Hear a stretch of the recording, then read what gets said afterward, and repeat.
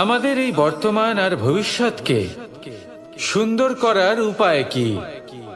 কেউ বলবেন আজ নিরন্তর পরিশ্রম করতে থাকো, কর্ম এবং চেষ্টা করতে থাকো। তার থেকেও বেশি গুরুত্বপূর্ণ কিছু আছে, বিগত অতীতের সাথে শান্তি স্থাপনা করা। কারণ অনেক সময় আপনার এই অতীত আপনাকে সামনে অগ্রসর হতেই দেয় না। আর অতীতের এই বিতৃষ্ণা যদি আপনি ভুলতে না পারেন, তাহলে বর্তমানের এই মিষ্টি সুখ আপনি কিভাবে উপভোগ করবেন, ভবিষ্যৎকে কিভাবে সুন্দর বানাবেন? তাই এই অতীতকে ভুলে যান, এর থেকে যা শিক্ষা প্রাপ্ত করার করে নিন, আর বর্তমান এবং ভবিষ্যৎকে আরো সুন্দর করে তুলুন। আর আমার সাথে ভালোবেসে বলুন, রাধা রাধা। জীবনে অনেক সময় আমরা সমস্যার জালে এমন ভাবে জড়িয়ে পড়ি যে আমরা বুঝতেই পারি না যে আমাদের কি করা উচিত, কার সাহায্য চাইবো, কার সাথে দেখা করব, বুঝতেই পারি না। অনেক সময় এমন হয় যে সমস্যা আমাদের থেকে শুরু হয় না, অন্য কারোর থেকে শুরু হয়। অনেক সময় এই সময় এমন খেলা খেলে যে আপনি সেই সমস্যায় ফেঁসে যান। কিন্তু সমস্যা যেখান থেকেই শুরু হোক না কেন, সেই সমস্যার সমাধান আপনাকে করতেই হবে। অনেক সময় মানুষ এমন বলেন, আমার অতীত এত বাজে, সেটা শুধরে কি হবে?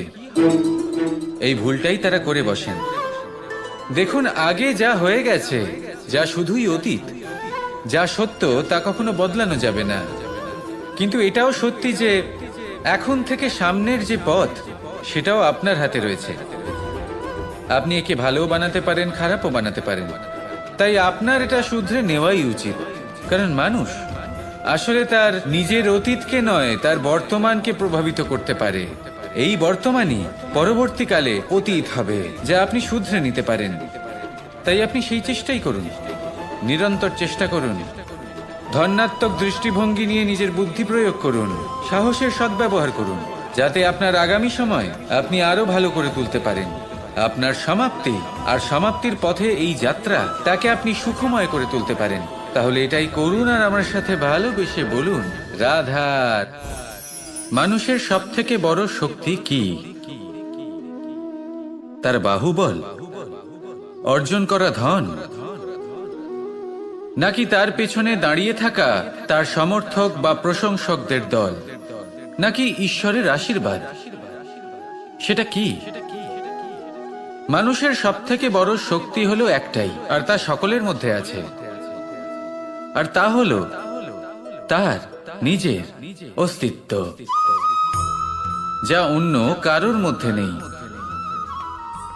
সংসারে অনেক লোক রয়েছেন, কিন্তু কেউ আপনার মতো নন। এটা হলো আপনার শক্তি, এ হলো আপনার নিজস্ব শক্তি।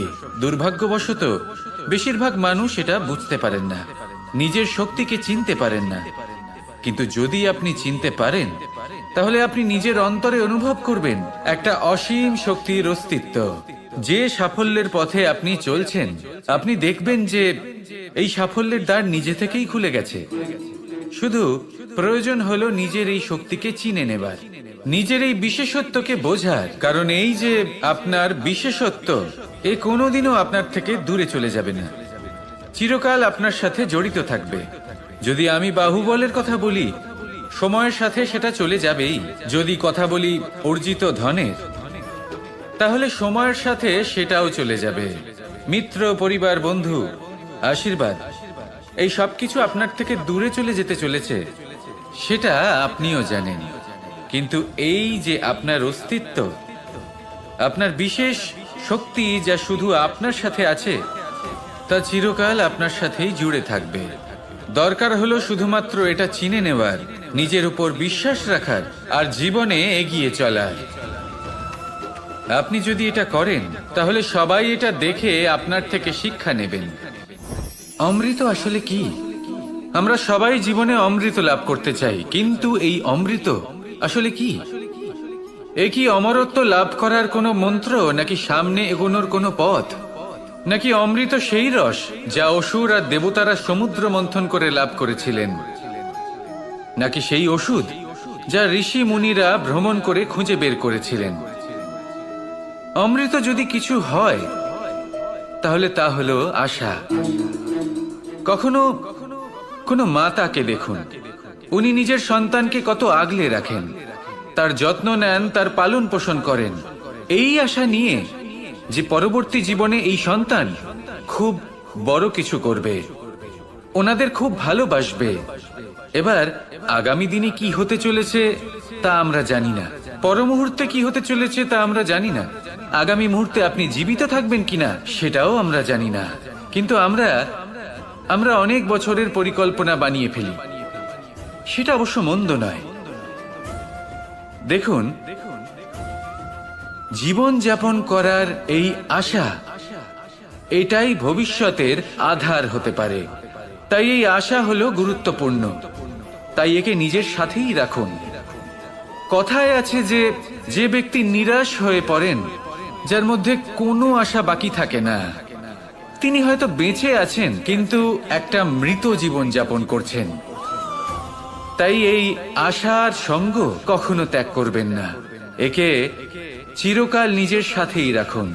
জীবন আনন্দময় হয়ে উঠবে, আর এই হৃদয় তা ভালোবেসে বলবে রাধা। বৃষ্টির জল যখন মেঘের দ্বারা টিপ টিপ করে ঝরে পড়ে তখন কি ভালো লাগে, তাই না? শুধু যে এই আবহাওয়া ভালো করে তুলে তাই নয়, এই মাটিতে সমাহিত হয়ে একটা অত্যন্ত সুন্দর গন্ধ উৎপন্ন করে। এই লতা পাতা, এই বৃক্ষ এদের জীবন দান করে, এদের পুষ্ট করে তোলে, আর তার সাথে অনেক জীবের কল্যাণ করে। কিন্তু ভাবুন, যখন বজ্রপাত হয় তখন কি হয়? এই সমস্ত জলের ফোঁটা অনিয়ন্ত্রিত হয়ে যায়, একটা ভয়ানক বন্যার রূপ নিয়ে নেয়, যা শুধুমাত্র মহাবিনাশ করে। এর সারমর্ম কি? এর সারমর্ম হলো কর্ম করুন, কিন্তু তার নিয়ন্ত্রণ রেখে। যদি আপনি নিয়ন্ত্রণে না থাকেন, তাহলে আপনিও জীবনরূপী এই বর্ষার পরিবর্তে ভয়ানক বন্যার রূপ ধারণ করবেন। এবার বিকাশ ঘটাবেন নাকি বিনাশ, সিদ্ধান্ত হলো আপনার। যদি বিকাশ ঘটাতে চান, তাহলে নিজের কর্মের সাথে সাথে নিজের মনকেও নিয়ন্ত্রণ করতে শিখুন। এই মনকে সংযত করুন, একে নিয়ন্ত্রণে রাখুন, নিজের কর্মকে নিয়ন্ত্রণে রাখুন, ভারসাম্য বজায় রাখুন, আর আমার সাথে ভালোবেসে বলুন রাধা রাধা। কখনো ঘোড়া আর তার ঘোড়সওয়ারিকে দেখেছেন? ঘোড়ার ডান এবং বাম দিকে যেন একটা পর্দা লাগানো থাকে। তার কারণ কি? যাতে ঘোড়া অন্য কোনো দিকে দেখতে না পায়, শুধুমাত্র সামনে দেখে আর সেই দিকেই এগোতে থাকে। বলতে গেলে এটা খুব সাধারণ ব্যাপার, কিন্তু এর পেছনে খুব বড় এক বিজ্ঞান লুকিয়ে রয়েছে। আপনি যদি জীবনে নিজের লক্ষ্যে পৌঁছতে চান, তাহলে আপনাকে এদিক ওদিক তাকানো বন্ধ করতে হবে, শুধু সামনে নিজের লক্ষ্যের দিকে তাকিয়ে থাকতে হবে। তখনই জীবনে সাফল্য লাভ করবেন। ঘোড়া তো শুধুমাত্র এক পশু, তার উপরে লাগাম পরাতে হয়, চোখের ডান এবং বাম দিকে পর্দা পরিয়ে দেওয়া হয়। আপনি হলেন মানুষ, আপনাকে লাগাম কে পরাবে? কেউ না, এটা আপনাকে নিজেকেই করতে হবে। মনের গভীরে প্রবেশ করুন আর আবেগগুলিকে লাগাম পরান, তাদের নিয়ন্ত্রণ করতে শিখুন। আর নিজের দৃষ্টি সামনে, শুধু নিজের লক্ষ্যের দিকে। মনে রাখবেন, যদি আপনার দৃষ্টি শুধুমাত্র নিজের লক্ষ্যে থাকে, তাহলে লক্ষ্যভেদ অবশ্যই করবেন। যদি একাগ্রতা এদিক ওদিক চলে যায়, তাহলে লক্ষ্য হারিয়ে যাবে। রাধা রাধা। রাজ্য, শাসন, সাম্রাজ্য, সংস্থাপনা, এগুলিকে সফল কখন বলা যেতে পারে?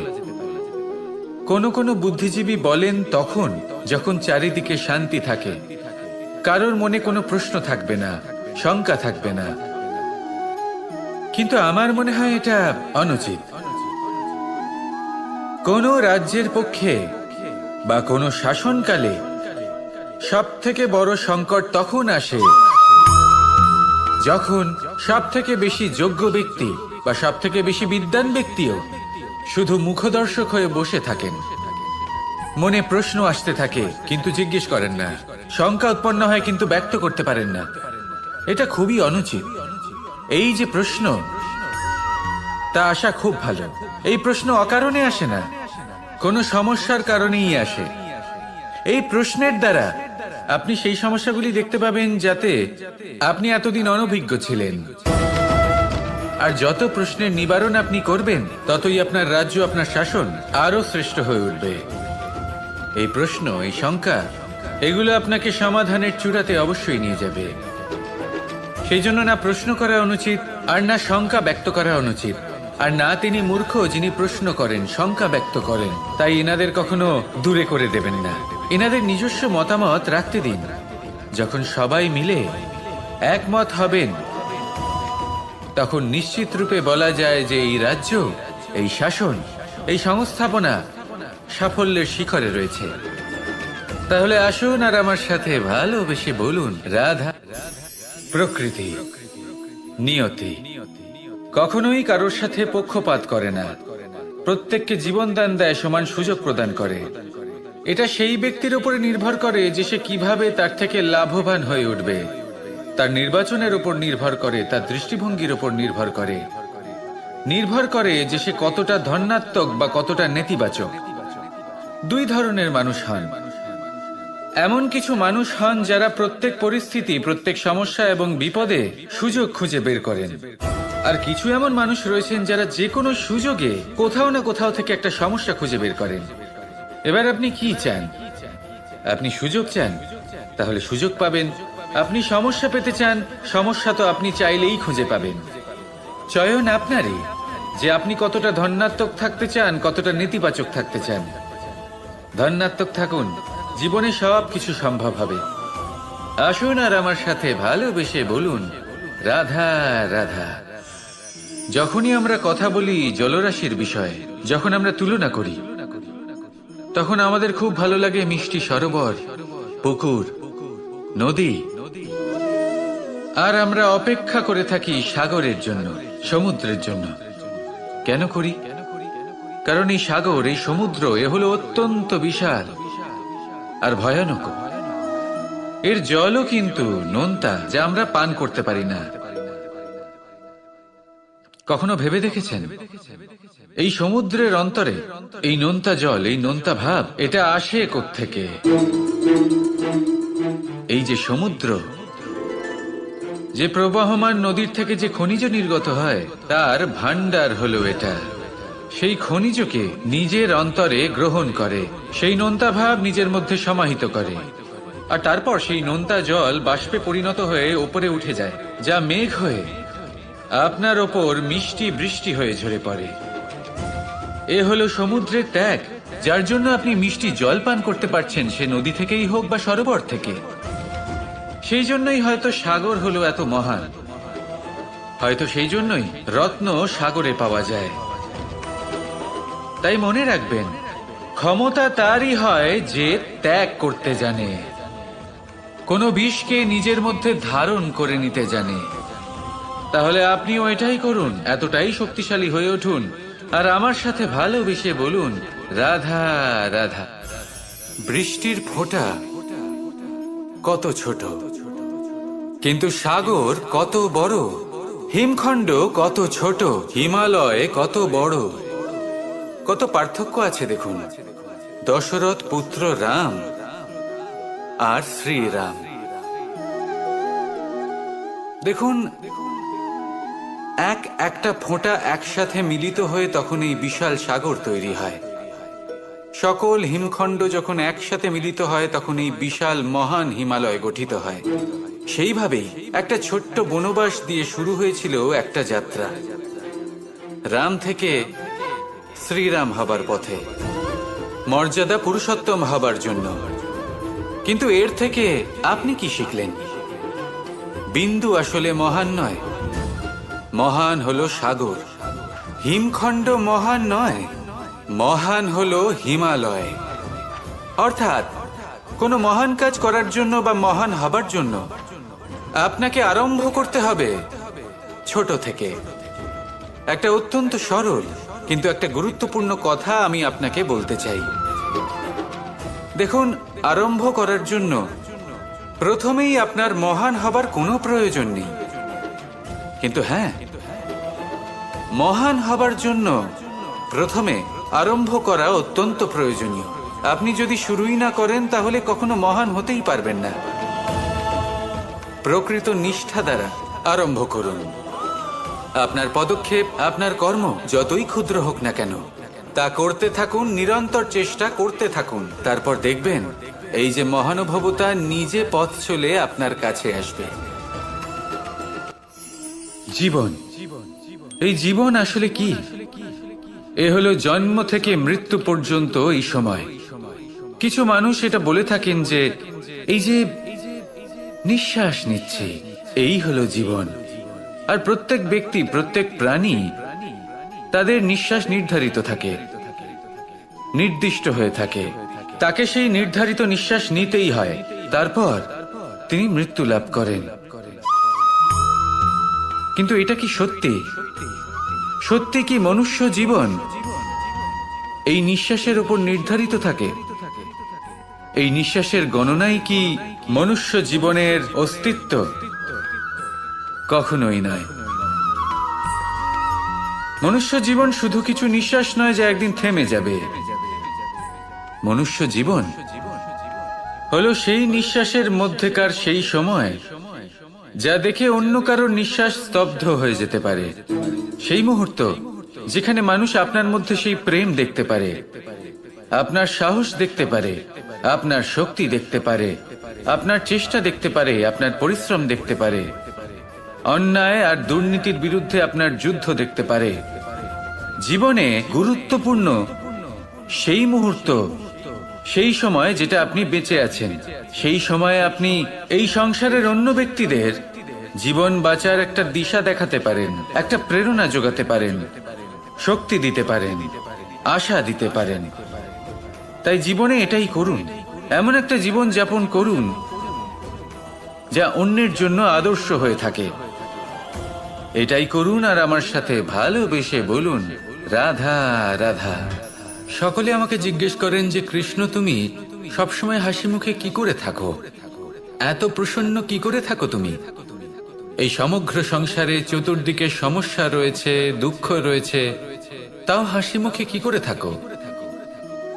সত্যি কথাই বটে, এই সংসারে চারিদিকেই দুঃখ রয়েছে, প্রত্যেকের জীবনে সমস্যা রয়েছে।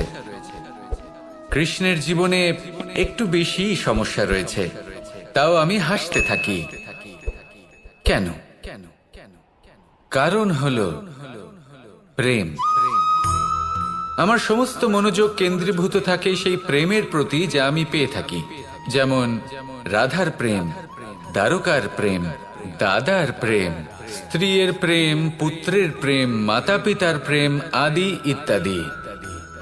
আমার মনোযোগ এই প্রেমের প্রতি কেন্দ্রীভূত থাকে। আর যখনই আমি এই প্রেমের কথা স্মরণ করি, মুখে দুশ্চিন্তা অথবা দুঃখের আবেগ দেখা অসম্ভব ব্যাপার। শুধু এটাই হলো রহস্য কৃষ্ণের হাসি মুখে থাকার, তার হাসির রহস্য। আপনিও জীবনে এটাই করুন। আপনি জীবনে যে ভালোবাসা পেয়েছেন তার প্রতি মনোনিবেশ করুন। ধন্যবাদ জানান সেই প্রেমকে, ধন্যবাদ জানান সেই সকল ছোট ছোট বস্তুকে যা আপনি জীবনে পেয়েছেন। আমি নিশ্চিত রূপে বলতে পারি যে আপনার সমস্ত জীবন বদলে যাবে। সংকল্প করুন যে আপনি এই জীবনে শুধু প্রেম বিতরণ করবেন। এই মন জীবনের প্রত্যেক মুহূর্তে প্রসন্ন থাকবে আর আনন্দ সহকারে বলবে, রাধা রাধা। এই সংসারে আমি একজন কুশল সারথি হিসেবে প্রসিদ্ধ। কিন্তু এমনটা ঠিক কেন? কারণ আমি প্রত্যেকটা মুহূর্তে রথের নিয়ন্ত্রণ নিজের হাতে পূর্ণরূপে রাখি। যেই না রথ পথভ্রষ্ট হয়ে পড়ে, সেই মুহূর্তে তাকে সঠিক পথে নিয়ে আসি। শুধু সেই জন্য সবাই আমাকে কুশল সারথি বলেন। এবার আপনাকেও আপনার জীবনে কুশল সারথি হয়ে উঠতে হবে। অর্থাৎ আপনাকে রথ চালাতে হবে না, শুধু আবেগের উপর নিয়ন্ত্রণ রাখতে হবে। কখনো কখনো জীবনে এমন কাজ আসে যেখানে মন রসবোধ খুঁজে পায় না। তখন মন বারংবার সেই পথ থেকে সরে যায়, সেই পথ থেকে বিচলিত হয়ে মন অন্যদিকে চলে যায়। তখন আপনাকে আপনার মনের ওপর পূর্ণ নিয়ন্ত্রণ রাখতে হবে, তার রাশ নিজের হাতে পূর্ণরূপে ধরে রাখতে হবে। যেই না মন পথভ্রষ্ট হবে, তাকে পথে নিয়ে আসতে হবে, আবার পথ হারাবে, আবার পথে নিয়ে আসতে হবে। তাই মনে রাখবেন, যদি আপনি নিজের মনকে নিয়ন্ত্রণ করতে পারেন, নিজের জীবনকেও নিয়ন্ত্রণ করতে পারবেন। নিজের জীবনে কুশল সারথি হয়ে উঠুন, তাহলে মনোবাঞ্ছিত স্থানে এবং লক্ষ্যে পৌঁছতে পারবেন। আর তখন এই মন আর এই জীবন প্রসন্ন হয়ে বলবে, রাধা রাধা। কথায় আছে, অন্ধকারে প্রদীপ প্রজ্বলিত করলে চতুর্দিক আলোকিত হয়। কিন্তু যদি এই প্রদীপ আমি সূর্যের আলোর সম্মুখে সকালবেলায় প্রজ্বলিত করে রেখে দিই, তাহলে কি হবে? আপনি বলবেন যে এটা করে তো কোনো লাভই হলো না। সূর্যের প্রকাশের সামনে এই প্রদীপ আসলে কিছুই নয়। এবার এই চিন্তা ভাবনা প্রত্যেক দিন করতে হবে, আর একটা অমূল্য শিক্ষা পেতে হবে। মনে করুন যে আপনি মহাপুরুষের সামনে বসে আছেন, কোনো মহাজ্ঞানীর সামনে। তাহলে সেই ব্যক্তির সামনে নিজের জ্ঞানের প্রদীপ প্রজ্বলিত করবেন না, নীরব থাকুন, আর সেই ব্যক্তির সূর্যের প্রকাশের মতো জ্ঞান প্রাপ্ত করুন। যতটা পারবেন জ্ঞান লাভ করুন। যদি এমন কোনো সময়, এমন কোনো স্থানে আপনি আছেন যেখানে চতুর্দিক অন্ধকার, কারোর কাছেই জ্ঞান নেই, সেখানে নিজের জ্ঞানের প্রদীপ প্রজ্বলিত করুন। এমন করলে দুদিক থেকেই আপনার লাভ হবে। আপনার জ্ঞান প্রাপ্তিও হবে, আর জ্ঞানের সঠিক প্রয়োগও করতে পারবেন। আর এই মন প্রসন্ন হয়ে বলবে, রাধা রাধা। কখনো কোনো বৃক্ষকে দেখেছেন? এই ধরিত্রী থেকে ততটুকুই জল নেয় যতটুকু তার প্রয়োজন। কোনো প্রাণীকে দেখুন, এই প্রকৃতি থেকে ততটুকুই খাবার গ্রহণ করবে যতটুকু তার খিদে রয়েছে। খিদে মিটে গেলে আর খাবে না। এবার মনুষ্যকে দেখুন, সে নিজের জীবনে যা কিছু পেয়েছে, বস্তু, ধন, খাবার, শক্তি, প্রয়োজনের থেকে অনেক বেশি লাভ করার চেষ্টা করে থাকে। প্রয়োজনের থেকে বেশি যদি পেয়েও যায়, তাহলেও তার কম মনে হয়। এবার এরকম ঠিক কেন হয়? এর পিছনের কারণ কি? কারণ হলো লোভ। লোভের আগুন কিছু এমন হয়, যদি মানুষের মনে একবার প্রজ্বলিত হয় তাহলে শুধু বাড়তেই থাকে। ততক্ষণ বাড়বে যতক্ষণ না আপনি নিজে তাকে বাধা দিচ্ছেন। তবে এই লোভের আগুন নিয়ন্ত্রণ করা সম্ভব। পরিমিতিবোধ, পরিমিতিবোধের চিন্তা। আপনাকে শুধু নিজেকে একটা সরল প্রশ্ন করতে হবে। যখনই মনের মধ্যে কোনো বস্তুর প্রতি, শক্তির প্রতি, ধনের প্রতি, ভোজনের প্রতি লোভ বেড়ে যায়, নিজেকে প্রশ্ন করুন, এটা কি আমার কাছে ততটাই প্রয়োজনীয় যতটা একটা বৃক্ষের কাছে জল, যতটা একটা প্রাণীর কাছে ভোজন? এটা কি ততটাই প্রয়োজনীয়? যদি উত্তর না হয়, তাহলে নিজেকে সেখানেই বাধা দিন।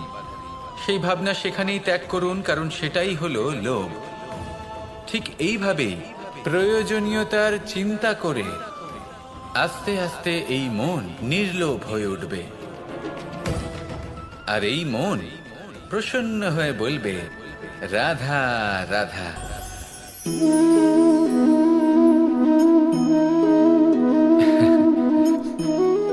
ঘুমের মধ্যে আমরা বিভিন্ন ধরনের স্বপ্ন দেখি, কিছু সুখের, কিছু দুঃখের, কিছু অত্যন্ত ভয়ানক। কিন্তু সত্যি কথা বলতে এর উপর আমাদের কোনো নিয়ন্ত্রণ নেই। কিন্তু আমি এমনও কিছু ব্যক্তিকে দেখেছি যারা খোলা চোখে স্বপ্ন দেখেন এবং তা যাপন করেন। নিজেদের একটা আলাদা স্বপ্ন নগরী আছে ওনাদের, সেখানেই জীবন যাপন করেন। আসল বাস্তবটা কি তাতে ওনাদের কিছুই যায় আসে না। এমন কিছু মানুষ আছেন যাদের কাছে বিন্দুমাত্র জ্ঞান নেই। সে না হয় ঠিক আছে, কিন্তু জ্ঞান এমন ভাবে প্রদান করবেন যে মনে হবে সংসারের সমস্ত জ্ঞান তাদের কাছেই রয়েছে। এমন কিছু মানুষ আছেন যারা ভালোবাসতে জানেন না, আর তাও আমি মেনে নিলাম। কিন্তু কথা এমন ভাবে বলবেন তাতে মনে হবে যেন প্রেমের বিষয়ে সবকিছু শুধুমাত্র ইনিই জানেন। এবার আমি এমন কথা অবশ্যই বলছি না যে আপনি এরকম করেন, কিন্তু যদি কোনো ব্যক্তি এরকম করেন, তাহলে তার এটা মাথায় রাখা উচিত যে সেই ব্যক্তি অন্য কারোর সাথে নয়, নিজের সাথে অনুচিত করছেন। কারণ এমন কাজ করে উনি নিজের দোষ, নিজের অপগুণ সংসারের কাছে নয়, নিজের কাছে লুকোচ্ছেন। আপনি যদি নিজেকে বুঝতে না পারেন, সম্পূর্ণরূপে নিজেকে আকলন না করেন, নিজের অপগুণ, নিজের দোষ পূর্ণরূপে না বুঝতে পারেন, তাহলে এটা কি করে বুঝবেন যে নিজেকে কিভাবে শুধরে নিতে হবে? আপনাকে নিজের সত্য স্বীকার করতেই হবে, তারপরেই আপনি নিজেকে পরিবর্তন করতে পারবেন। তাহলে স্বপ্নে নয়, বাস্তবে বাঁচুন, আনন্দে বাঁচুন, আর আমার সাথে ভালোবেসে বলুন, রাধা রাধা।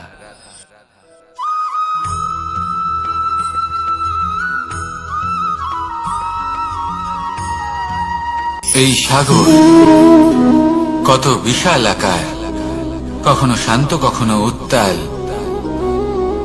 কিন্তু এই সাগরকে এত মহান কে করে তুলল? জল। এবার এই জলের যাত্রা দেখুন, সেটা কতটা কঠিন। এই জল সাগরে থাকে, সূর্য ওকে এতটা উত্তপ্ত করে তোলে যে এই জল নিজের অস্তিত্ব হারিয়ে ফেলে এবং বাষ্পে পরিণত হয়ে হাওয়ায় মিলিয়ে যায়। তারপরে আকাশে যায় আর নিজের অস্তিত্ব আবার হারিয়ে ফেলে, মেঘে পরিণত হয়। তারপর এই মেঘ কোথাও গিয়ে কোনো পর্বতে ধাক্কা খায়, তারপর আবার এই জল নিজের অস্তিত্ব হারায়। তারপরে বর্ষার রূপ ধারণ করে তা বর্ষিত হয়, বা কোনো পর্বতের চূড়ায় তার শিখরে বরফের রূপ ধারণ করে। তারপরে এই বর্ষা মাটির দিকে নিজের যাত্রা শুরু করে। এবার মাটিতে ঝরে পড়া এই বর্ষা স্রোতের আকার ধারণ করে এবং আস্তে আস্তে বইতে থাকে। এই নদীর আকার ধারণ করে এবং নদী রূপে বইতে বইতে পাথরে ধাক্কা খায় বা কোনো পর্বতে ধাক্কা খায়, আর তারপর এই নদী এসে সাগরে সমাহিত হয়ে যায়। নদীর এই জল আবারও নিজের অস্তিত্ব হারিয়ে ফেলে, কিন্তু এইবার সেই জল নিজেই সাগরে পরিণত হয়। এটা আমাদের সকলের জন্য একটা শিক্ষা যে এই সংসারে জীবন এবং সময়ের হলো এক অনন্ত যাত্রা। এই সংসারে যা কিছু আছে তার সূত্রপাত কোথাও একটা হবেই। সেই জন্য মৃত্যু এবং সমাপ্তির চিন্তা ত্যাগ করে দিন, আর যে সূত্রপাত আপনি লাভ করছেন তার আনন্দ উপভোগ করুন। ভেবে দেখুন আপনি কিভাবে শ্রেষ্ঠ কর্ম করতে পারেন যাতে এই সংসার এবং এই সমাজ, এই দুইয়ের মঙ্গল সম্ভব। আসুন আমার সাথে ভালোবেসে বলুন, রাধা রাধা। মাকড়সার জাল দেখতে পাচ্ছেন? মাকড়সারা ভীষণ পরিশ্রম করে এটা তৈরি করে, নিজের শরীরের রস দিয়ে এই জাল বোনে। আপনি কি এটার উদ্দেশ্য জানেন? আসলে মাকড়সা এই জালে ছোট কীটপতঙ্গ ধরে তাদেরকে খাদ্যরূপে গ্রহণ করে। কিন্তু আপনি কি এই কথা জানেন যে একদিন মাকড়সা নিজেই নিজের জালে জড়িয়ে মৃত্যুবরণ করে থাকে? বলুন, কি করেন আপনি এই জাল দেখতে পেলে? দেখতে পেলেই মুছে ফেলেন এর অস্তিত্ব, তাই না? তেমনি অন্যদিকে পাখির বাসা, পাখিরাও ভীষণ পরিশ্রম করে এটা তৈরি করে। কিন্তু যদি পাখি একদিন এটা ছেড়ে চলে যায়, তাহলেও লোকে এটা নষ্ট করে দেয় না। কারণটা কি? এর কারণ হল এর নির্মাণ জীবন সঞ্চারের জন্য করা হয়েছে, নষ্ট করার জন্য নয়। তাই মনে রাখবেন, জীবনে আপনার পরিশ্রম যতই বেশি হোক না কেন, যদি আপনার লক্ষ্য শুভ না হয়, তাহলে আপনারও বিনাশ নিশ্চিত। তাই সৃজন করতেই থাকুন আর মুগ্ধ হয়ে বলুন, রাধা রাধা।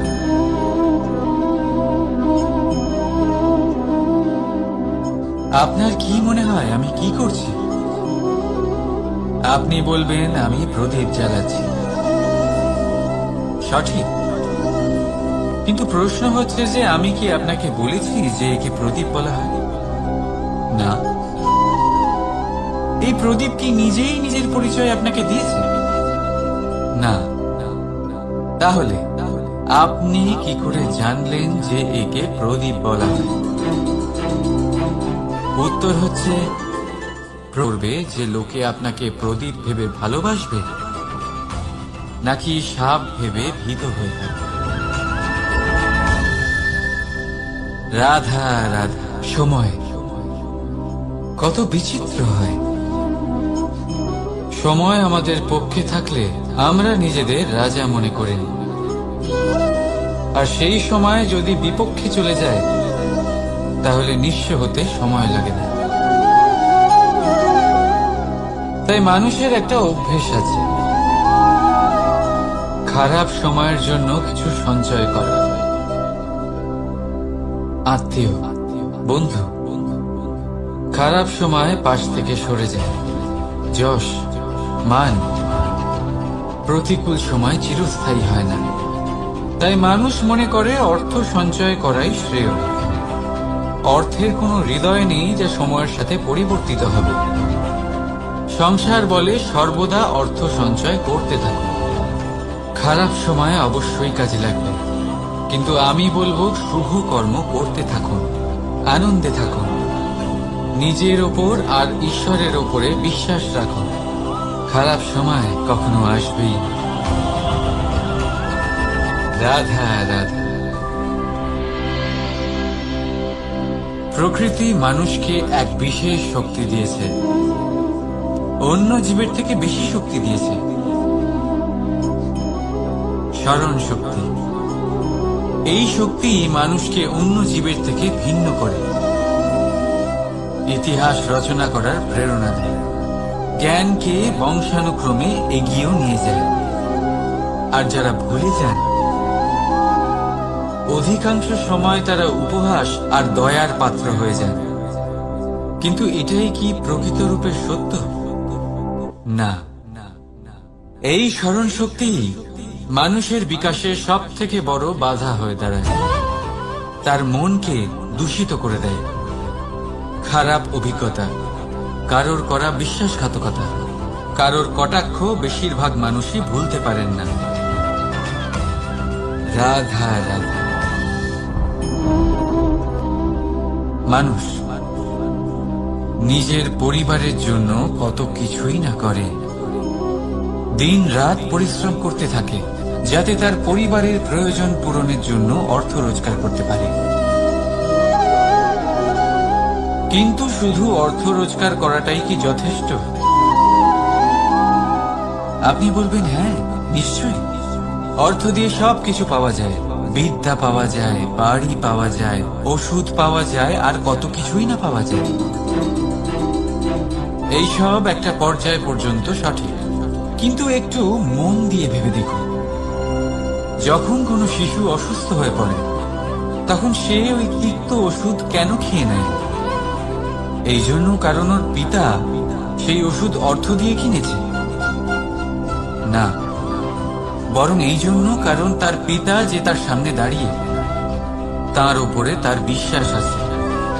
বিশ্বাস আছে যে উনি তার কিচ্ছু হতে দেবেন না।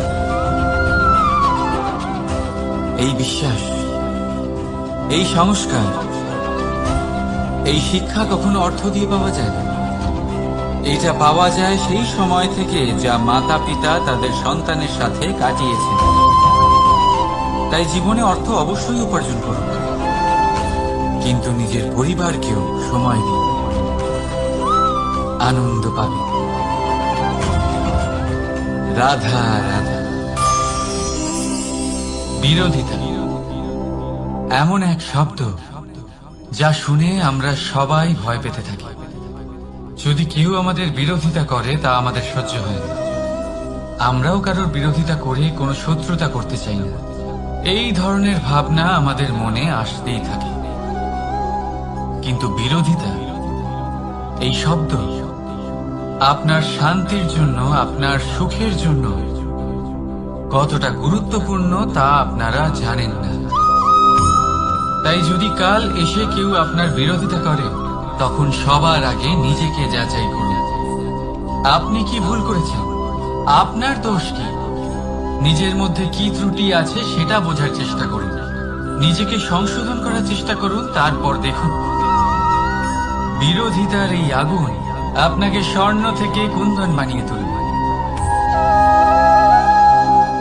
বলা হয় এই সংসারে খারাপ বেড়েই চলেছে, কিন্তু তার কারণ এ নয় যে খারাপ মানুষ বেড়ে চলেছে। তার কারণ হলো যে ভালো মানুষ, যাদের ভালো চিন্তা, ভালো বিচারধারা আছে, তারা খারাপের বিরোধিতা করতে পারে না। যদি আপনার সম্মুখে কোনো খারাপ কর্ম হয়, তাহলে তার বিরোধিতা করতে সংকোচ করবেন না, কারণ বিরোধিতার এই আগুন মন্দকে পিছুপা হতে অবশ্যই বাধ্য করে। রাধা রাধা। জীবনে আপনি এরকম মানুষও দেখবেন যারা এটা বলে, ভাবে, নিজেকেও বলে যে উনি সেই এমন ব্যক্তি যার মতো আমি হতে চাই। ঠিক আছে, কারোর থেকে প্রেরণা নেওয়াটা কোনো ভুল নয়, কিন্তু কখনো কখনো এই প্রেরণা গুরুত্বহীন হয়ে যায় আর আমরা শুরু করে দিই সেই ব্যক্তিকে নকল করতে। এখানেই থেমে যায় আমাদের উন্নতি। এবারে দেখুন, সংসারে শত কোটি রঙের ফুল আছে, কিন্তু তারা কখনো একে অপরকে নকল করে না। সময়কে ব্যবহার করুন নিজের অস্তিত্ব নির্মাণ করার জন্য, কারণ কারোর ছায়া হওয়ার থেকে ভালো আপনি কারোর জন্য প্রেরণা হয়ে উঠুন। রাধা রাধা। আমরা সকলে পাথুরে রাস্তা এড়িয়ে চলি, কারণ এই পথের পাথর আমাদের যাত্রা আরো কঠিন করে তোলে, আমাদের পা আহত করে দেয়। কিন্তু একটা গুরুত্বপূর্ণ কথা আমরা ভুলেই যাই, এই কঠিন পথে না শুধু আমাদেরকে নিজেদের দুর্বলতার সাথে পরিচয় করায়, বরং আমাদের শক্ত হওয়ার প্রেরণাও দিতে থাকে। সময়ের সাথে ঠিক এমনটাই হতে থাকে। সবাই ভালো সময়ের অপেক্ষা করতে থাকে, ভালো সময়ের জন্য পরিশ্রম করেন, তার জন্যই চিন্তা করেন, কিন্তু ভুলে যান যে ভালো সময় বহুবার আমাদের বিবেক নষ্ট করে দেয়। সেখানেই খারাপ সময় আমাদের বুদ্ধিকে সঠিক পথে চালিত করে। রাধা রাধা। ঘোড়াকে যতই প্রশিক্ষণ প্রদান করুন, তার মুখে লাগাম তো পরাতেই হবে। একজন ভালো চালক সেই ঘোড়ার লাগাম মাঝে মাঝে টেনে ধরে, তাকে সঠিক পথে চালিত করতে, যাতে সেই ঘোড়া দিকভ্রান্ত না হয়। এবার একটু ভাবুন, ঠিক এরকমই হয় আমাদের মন। যদি এটা বিবেকের লাগাম দিয়ে মাঝে মাঝে আমরা টেনে না ধরি, তাহলে আমাদের এই মন দিকভ্রান্ত হতে পারে। আর যদি আপনি আপনার লক্ষ্যে পৌঁছতে চান, তখন মনের এই লাগাম মাঝে মাঝে আপনাকে অবশ্যই টেনে ধরতে হবে, কারণ বিবেকের এই পথ প্রদর্শনই আপনাকে ভালোভাবে আপনার লক্ষ্যে পৌঁছে দেবে। মনে রাখবেন, আর আমার সাথে ভালোবেসে বলবেন, রাধা রাধা। আপনি কখনো জাঁতা কল দেখেছেন? তাতে গম পেশা হয়। গমকে এমন ভাবে পেশা হয় যাতে আমরা তা খেতে পারি, জীবিত থাকতে পারি। আর যদি আপনি মন দিয়ে দেখেন, তাহলে কলের নিচের অংশ কখনো ঘোরে না, শুধুমাত্র উপরের অংশই ঘোরে। আর তবেই তা গম পিষতে পারে, আর তবেই রুটি তৈরি হতে পারে। কিন্তু ভেবে দেখুন, যদি কলের দুটো অংশই ঘুরতে থাকে, তাহলে কি হবে? তা গম পেশার বদলে একে অপরকে পিষে নিজেদের অস্তিত্ব শেষ করে দেবে। তাই জীবনে কোনো কাজ যখন মন আর মস্তিষ্ক মিশিয়ে করা হয়, তখনই তা সম্পন্ন হয়। কিন্তু যখন বিষয় হলো ভক্তি, তখন মস্তিষ্কের যুক্তির মৌন থাকা প্রয়োজন। আর যখন বিষয় হলো কর্ম আর ন্যায়, তখন মনের আবেগের মৌন থাকা প্রয়োজন।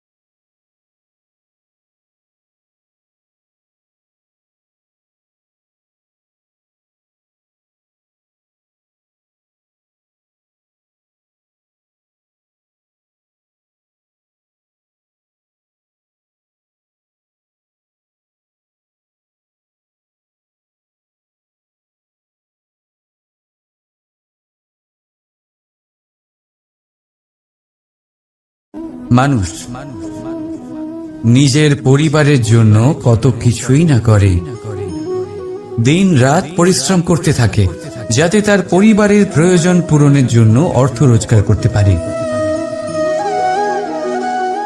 কিন্তু শুধু অর্থ রোজগার করাটাই কি যথেষ্ট? আপনি বলবেন, হ্যাঁ নিশ্চয়ই, অর্থ দিয়ে সব কিছু পাওয়া যায়, বিদ্যা পাওয়া যায়, বাড়ি পাওয়া যায়, ওষুধ পাওয়া যায়, আর কত কিছুই না পাওয়া যায়। এই সব একটা পর্যায় পর্যন্ত সঠিক, কিন্তু একটু মন দিয়ে ভেবে দেখুন, যখন কোনো শিশু অসুস্থ হয়ে পড়ে তখন সে ওই তিক্ত ওষুধ কেন খেয়ে নেয়? এই জন্য কারণ ওর পিতা সেই ওষুধ অর্থ দিয়ে কিনেছে? না, বরং এই জন্য কারণ তার পিতা যে তার সামনে দাঁড়িয়ে, তার ওপরে তার বিশ্বাস আছে, বিশ্বাস আছে যে উনি তার কিচ্ছু হতে দেবেন না। এই বিশ্বাস, এই সংস্কার, এই শিক্ষা কখনো অর্থ দিয়ে পাওয়া যায় না। এটা পাওয়া যায় সেই সময় থেকে যা মাতা পিতা তাদের সন্তানের সাথে কাটিয়েছেন। তাই জীবনে অর্থ অবশ্যই উপার্জন করুন, কিন্তু নিজের পরিবারকেও সময় দিন, আনন্দ পাবে।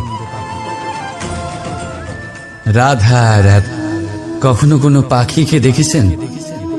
যখন তারা ডিম পাড়তে প্রস্তুত হয় তখন তারা সবচেয়ে আগে একটা স্থান খোঁজে, একটা স্থান যা বর্ষা, রৌদ্র আর শত্রুর থেকে সুরক্ষিত হয়। তারপর তারা বাসা তৈরি করে, তারপরেই ডিম পাড়ে।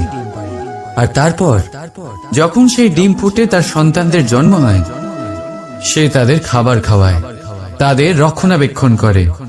কিন্তু যখন তাদের ডানা গজায় তখন না সে তাদের খাবার দেয় আর না তাদের বাসা বানাতে শেখায়। শুধুমাত্র তাদের উড়তে শেখায় সে। তারপর সেই বাচ্চারা আকাশে উড়তে শিখে নিজেরাই নিজেদের খাবার জোগাড় করতে শিখে যায়, নিজেরাই নিজেদের বাসা বানাতে শিখে যায়। আর আমরা মানুষেরা কি করি? আমাদের সন্তান বড় হয়ে যাওয়া সত্ত্বেও তাদের নিয়ে সর্বদা দুশ্চিন্তা করি। তার জন্য আমরা গৃহ নির্মাণের চেষ্টা করি, নিজের সন্তানকে আরো শক্তিশালী করে গড়ে তোলার বদলে তাকে আমরা দুর্বল করে দিই। জীবনে সেটাই করুন যা একটা পাখি করে, নিজের সন্তানকে আকাশে ওড়ার শিক্ষা দিন, সংস্কার দিন, আর একটা নির্দিষ্ট সময়ের পরে তাকে নিজের আকাশ নির্ধারণ করতে মুক্ত করে দিন। রাধা রাধা। সাগরে সেতু বাঁধার গল্প তো আপনারা নিশ্চয়ই শুনে থাকবেন। রামচন্দ্রের সেনাকে 100 যোজন সমুদ্র অতিক্রম করে লঙ্কায় আক্রমণ করতে হতো। সেতুকার নল আর নীল সেতু বাঁধার উপায় বের করল, কিন্তু প্রশ্ন ছিল সেতু বাঁধা কি করে হবে? সমুদ্র অত্যন্ত গভীর, কত পাথর দেওয়া হলে এই বিশাল সমুদ্র অতিক্রম করা সম্ভব হবে? তখন এক উপায় নির্ধারিত হলো। পাথরের ওপর লেখা হলো রামের নাম, আর যখন সেই পাথরগুলোকে সাগরে ফেলা হলো সেগুলো ভাসতে লাগলো। এবারে কেউ বলবেন এটা রামচন্দ্রের নামের মহিমা, কেউ বলবেন এটা নারায়ণের কোনো জাদু, কিন্তু না, এটা রামচন্দ্রের সেই গুণ, ওনার ব্যক্তিত্বের সেই মহান দিক যা ওনার প্রতিনিধিত্ব করেছে। তাই সেই পাথরও সাগরে ভেসে ওঠে।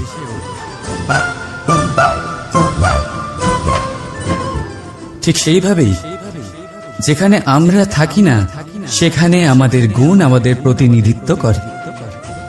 আমাদের নামের শক্তি আমরা নিজেরাই তৈরি করি, আমাদের কর্ম দিই, আমাদের গুণ দিই। এবার সিদ্ধান্ত আপনার যে আপনার নামের সাহায্যে কেউ বিপদ থেকে উদ্ধার হবে নাকি আপনার দুষ্কর্মের ফলে কেউ ডুবে যাবে। ভালো করে ভেবে দেখুন। রাধা রাধা। কখনো এই প্রকৃতির দিকে তাকিয়ে থাকবেন। এই প্রকৃতি অনেক ধরনের শিক্ষা দেয়। কোন একটা গাছকে দেখুন কিভাবে সে মাটি থেকে জল শুষে নেয়। সে ঝড় হোক বা হোক কড়া রোদ সব সহ্য করে এবং অবশেষে সে ফল ধারণ করে। আর সেই ফল উৎপন্ন করার পরে সে ফল কিন্তু সে নিজে গ্রহণ করে না, এই সংসারকে প্রদান করে, যাতে পশু পাখি মানুষ তারা এই ফল গ্রহণ করে শক্তিশালী হয়ে উঠতে পারে, সুস্থ থাকতে পারে। সেভাবেই নদী, সরোবর এরা নিজেরাও কিন্তু নিজেদের জল গ্রহণ করে না, মাটিকে প্রদান করে, পশু পাখিকে প্রদান করে। সূর্য নিজেও নিজের জন্য প্রজ্বলিত হয় না, সে প্রকাশ ছড়িয়ে দিতে চায় আমাদের সবার কাছে, সে আলো পৌঁছে দিতে চায়। এই প্রত্যেকের কর্মে পরমার্থ নিহিত আছে, আর সেই জন্যই এদের সকলকে পুজো করা হয়। তাই মনে রাখবেন, আপনার কাছে জীবন যাপনের অতিরিক্ত যা কিছুই আছে তা পরমার্থের জন্য। তাহলে তার সদ্ব্যবহার করুন আর আমার সাথে ভালোবেসে বলুন, রাধা রাধা। আমরা প্রত্যেকেই অবশ্যই এমন সময় দেখেছি যখন অনেকগুলো সমস্যা একসাথে আমাদের জীবনে এসে পড়ে। সমস্যা আমাদের প্রত্যেকের জীবনেই থাকে। আমরা তার সমাধান খুঁজতে চেষ্টা করি, কখনো সমাধান খুঁজে পাই, আবার কখনো যতই চেষ্টা করি না কেন কোনো সমাধান খুঁজেই পাই না। আর যখন এটা হয় তখন মানুষ অত্যন্ত বিচলিত হয়ে পড়েন। নিজের আত্মীয় স্বজন, নিজের বন্ধু বা সংসার এদের ওপরে এই দোষ চাপিয়ে দেন যে এদের জন্যই এই সমস্যা এসেছে। এবার যদি আমি আপনাকে কোনো পরামর্শ দিই তাহলে এটাই বলবো যে দৃষ্টিভঙ্গি পাল্টে দেখুন। এই দৃষ্টিভঙ্গি দিয়ে দেখুন যে এই সংসারে যে সমস্যায় আসুক না কেন তার জন্য কেউ দোষী নয়, না আপনি না অন্য কেউ। এই পুরো খেলাটাই আপনার মানসিকতা, আপনার দৃষ্টিভঙ্গি, আপনার মনে। কিভাবে বোঝাচ্ছি? যখন আমাদের মন শক্ত থাকে তখন কঠিন থেকে কঠিনতর পরিস্থিতিও আমাদের জীবনে খুব বেশি হলে প্রতিস্পর্ধা হয়ে থেকে যায়। সেখানে যদি আমাদের মন দুর্বল থাকে তখন অল্প কঠিন পরিস্থিতিও আমাদের কাছে খুব বড় সমস্যা হয়ে যায়, তাই না? একটা শক্ত মন কঠিন পরিস্থিতিকে প্রতিস্পর্ধা হিসেবে দেখে আর তার মধ্যে ওটা সুযোগ খুঁজে নেয়। আমাদের শুধু এটাই করতে হবে। এই সংসারে অন্য কাউকে দোষী মনে করলে আপনার সমস্যা দূর হয়ে যাবে না। সেই জন্য এই সংসারকে দোষ দেওয়ার বদলে এই সমস্যার মূলে চলে যান, সেটাকে বুঝুন, নিজের এই মনকে শক্ত করে তুলুন। যদি আপনার মন শক্তিশালী হয় তাহলে এই সংসারে অনেক বড় বড় কঠিন থেকে কঠিনতর পরিস্থিতিও যদি আসে, আপনার জীবনে যতই বড় বড় সমস্যা আসুক না কেন আপনার লক্ষ্য লাভে বাধা দিতে পারবে না। আসুন আমার সাথে ভালোবেসে বলুন, রাধা রাধা। আমরা সবাই পাথর দেখেছি, পর্বতও দেখেছি, শুকনো পাতাও দেখেছি, শ্যামল বনানীও দেখেছি। কখনো ভেবেছেন পাথরের অস্তিত্ব কিন্তু ততক্ষণ পর্যন্ত যতক্ষণ সে পর্বতের গায়ে আটকে থাকে। যখন সেই পর্বত থেকে সেই পাথর ভিন্ন হয়ে যায় ও নিজের অস্তিত্ব হারিয়ে ফেলে। আস্তে আস্তে কখনো পাথর কেটে বা কখনো পিষ্ট হয়ে সেই পাথর আস্তে আস্তে মাটিতে পরিণত হয় এবং পূর্ণরূপে নিজের অস্তিত্ব হারিয়ে ফেলে। এটাই পাতার সাথেও হয়। এই পাতা যতক্ষণ গাছের ডালের সাথে যুক্ত ততক্ষণ তার অস্তিত্ব থাকে। যখনই ডাল থেকে বিচ্ছিন্ন হয় সেও নিজের অস্তিত্ব হারিয়ে ফেলে। আর এটাই আমাদের সাথেও হয়। যতক্ষণ আমরা নিজেদের আপনজনের সাথে যুক্ত থাকি আমাদের অস্তিত্ব বজায় থাকে। যখন আপনজনদের সাথে সম্পর্ক ছিন্ন করি তখন আমরাও আমাদের অস্তিত্ব হারিয়ে ফেলি। এবার এই সংসারের প্রত্যেক ব্যক্তি স্বতন্ত্র থাকতে চান। আর অনেক ব্যক্তি স্বতন্ত্র থাকবেন বলে আপনজনদের দূরে করে দেন আর তাদের সাথে এই সম্পর্ক ছিন্ন করেন। এটা কি সত্যি প্রয়োজন? আপনজনদের সাথে সম্পর্ক ছিন্ন করে নিজের অস্তিত্ব হারিয়ে ফেলা প্রয়োজনীয়, নাকি আপনজনদের সাথে সম্পর্ক বজায় রেখে নিজেদের স্বতন্ত্র করে রাখা সেটা আবশ্যক? নির্বাচন আপনারই। আসুন আমার সাথে ভালোবেসে বলুন, রাধা রাধা। আপনি কি কখনো নৌকা যাত্রা করেছেন? করে না থাকলেও নিশ্চয়ই দেখেছেন যে এই জল যা নিজের অন্তরে সব কিছু সমাহিত করে নিতে পারে, এই নৌকা সেই জলের ওপরেই ভেসে থাকে। নদীর স্রোত কাটিয়ে সে সামনে অগ্রসর হয়। কিন্তু যদি এই নৌকায় কোনো ছিদ্র হয় তাহলে কিন্তু সেই নৌকা ডুবে যাবে। আর এতে কোনো তফাৎ হবে না যে সেই ছিদ্র ছোট নাকি বড়, নৌকা ডুবে যাবে। এই ছিদ্র হলো আমাদের জীবনে আমাদের অপগুণ, আমাদের দোষ, আমাদের বিকার। কখনো এটা ভাববেন না যে এই দোষ খুবই ছোট, এতে কিছুই যাবে আসবে না। না, সেই ছোট দোষ, সেই ছোট বিকার যদি সেটাকে শুধরে না নেন তাহলে সেটা আপনাকে আপনার পতনের দিকে নিয়ে যাবে। শেষ পর্যন্ত এটা আপনার উপর নির্ভরশীল যে আপনি কি চান। আপনার জীবনের এই নৌকা এভাবেই ডুবে যেতে দেখবেন, নাকি নিজেকে শুধরে নিয়ে সেই নৌকার সেই ছিদ্রটাকে ভরিয়ে তুলতে চাইবেন? নির্বাচন আপনার। আসুন আমার সাথে ভালোবেসে বলুন, রাধা রাধা। জল, জলই পৃথিবীতে বেঁচে থাকার জন্য আবশ্যক তো বটেই, কিন্তু এই জল আমাদের একটা অত্যন্ত গুরুত্বপূর্ণ শিক্ষা প্রদান করে। কখনো এই জলকে দেখেছেন? যে পরিস্থিতিতেই এই জল প্রবাহিত হোক না কেন, এর উপর যা কিছুই প্রভাব থাকুক না কেন, এর পথে যতই বাধা আসুক না কেন, তার মধ্যে থেকে ও নিজের পথ ঠিক বের করে নেয়, কিন্তু নিজের প্রবাহ থামতে দেয় না, ক্রমাগত অগ্রসর হতে থাকে।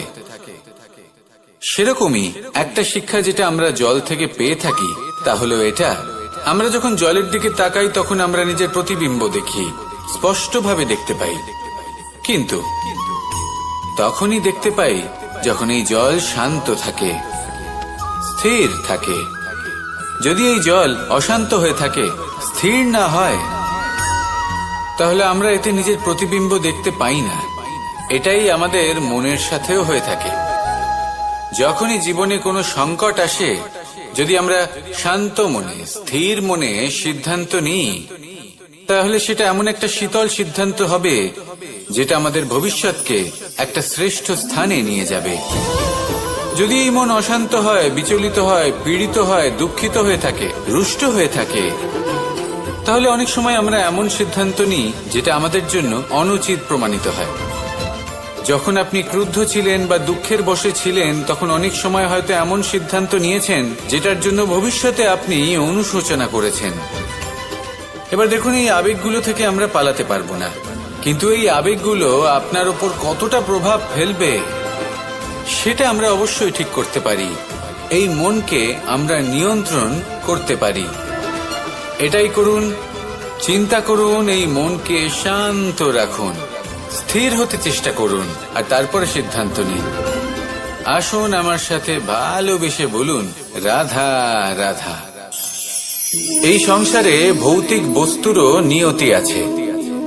যারাই এই সংসারে আসে বা উৎপন্ন হয়, তারা কিছুমাত্র সময় পর্যন্তই এখানে থাকতে পারে, আর তারপরে সেও লুপ্ত হয়ে যায়, অর্থাৎ সে নিজেও এই পঞ্চমহাভূতে সমাহিত হয়ে যায়।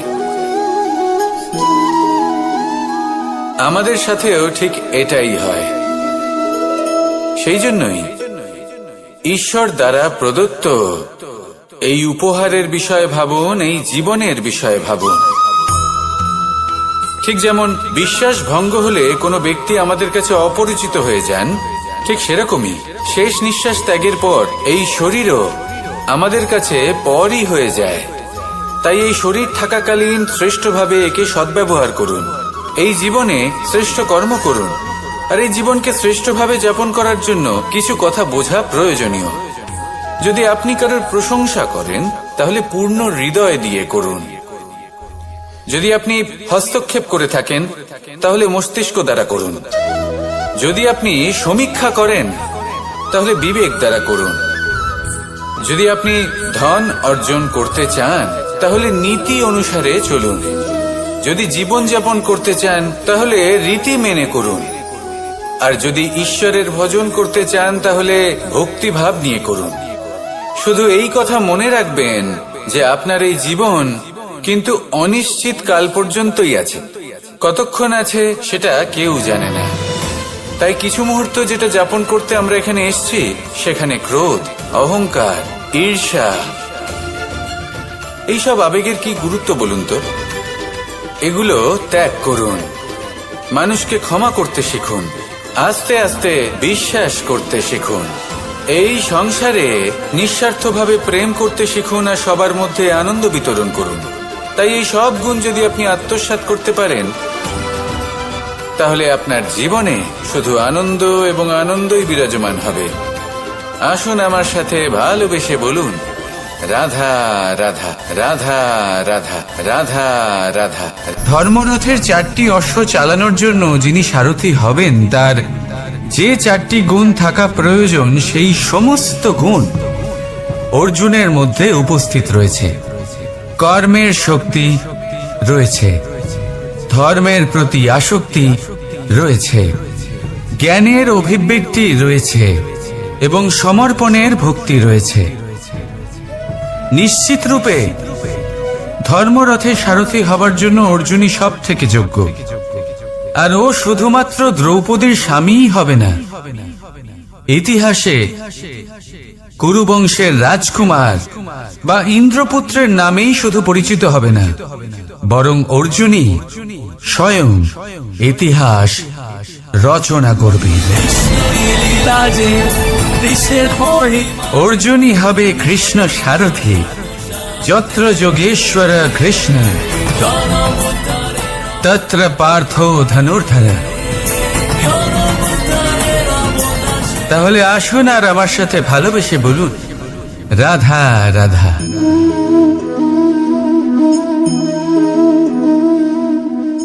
আপনার কি মনে হয় আমি কি করছি? আপনি বলবেন আমি প্রদীপ জ্বালাচ্ছি। সঠিক, কিন্তু প্রশ্ন হচ্ছে যে আমি কি আপনাকে বলেছি যে একে প্রদীপ বলা হয়? না। এই প্রদীপ কি নিজেই নিজের পরিচয় আপনাকে দিয়েছে? না। তাহলে আপনি কি করে জানলেন যে একে প্রদীপ বলা হয়? উত্তর হচ্ছে প্রকাশ, যে স্বয়ং জ্বলে অন্ধকারের মধ্যে সংসারকে পথ দেখায়, সেটাই প্রদীপ।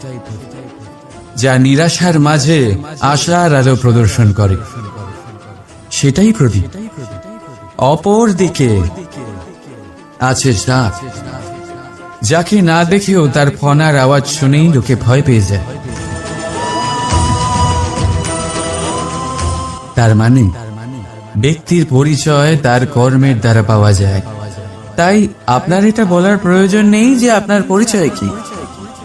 এটা আপনার কর্মই নিশ্চিত করবে যে লোকে আপনাকে প্রদীপ ভেবে ভালোবাসবে নাকি সাপ ভেবে ভীত হয়ে থাকবে। রাধা রাধা।